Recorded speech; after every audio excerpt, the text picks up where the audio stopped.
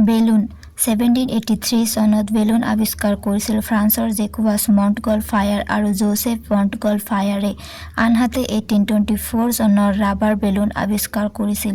Balloon হৈছে এক ধৰণৰ ফেন্সি বল বেগ য'ত বিভিন্ন ধৰণৰ গেছ ভৰাব পৰা যায়। বেলুন এটাত আমি helium, hydrogen, nitrous oxide, oxygen আদি বিভিন্ন গেছ ভৰাব পাৰোঁ। কিছুমান বেলুনত ফু মাৰিও আমি বায়ু ভৰাব পাৰোঁ। বেলুন বিভিন্ন প্ৰকাৰৰ আছে। তাৰ ভিতৰত পানী balloon, solar balloon, balloon rocket, flying machine, medical balloon উল্লেখযোগ্য। পানী বেলুনবোৰ সাধাৰণতে পাতল ৰাবাৰ বেলুন যাক পানীৰে পূৰ্ণ কৰা হয়। পানী বেলুনবোৰ দৰাচলতে শিশুৱে খেলা-ধূলাৰ বাবে ব্যৱহাৰ কৰে। সোলাৰ বেলুন ক্ষীণ কিন্তু ডাঙৰ আৰু বায়ুৰে পৰিপূৰ্ণ যাক সূৰ্যৰ উত্তাপত গৰম কৰা হয়।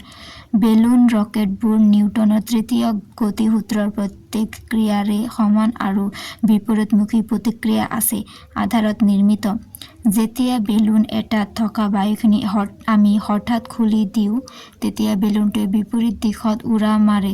ঠিক এই সূত্ৰকে ব্যৱহাৰ কৰা হয় ৰকেট বা ৰকেট বেলুনৰ ক্ষেত্ৰত। 18শ শতিকাৰ পৰা ফ্লাইং মেচিনৰ ব্যৱহাৰ আৰম্ভ হয়। ফ্লাইং মেচিনত গৰম বায়ু আৰু গেছ ব্যৱহাৰ কৰা হয়। ফ্লাইং মেচিন উৰাৰ বাবে ব্যৱহাৰ কৰা হয়।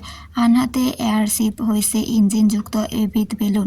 বিভিন্ন ধৰণৰ অস্ত্ৰোপচাৰৰ বাবে মেডিকেল বেলুন ব্যৱহাৰ কৰা হয়। পাৰ্টি বেলুন হৈছে বিভিন্ন ধৰণৰ পাৰ্টি উৎসৱত ব্যৱহাৰ হোৱা বেলুন। উৎসৱৰ আলোড়ন সৌন্দৰ্য বৃদ্ধি কৰিবলৈ নানা-ৰঙী পাৰ্টি বেলুন ব্যৱহাৰ কৰা হয়।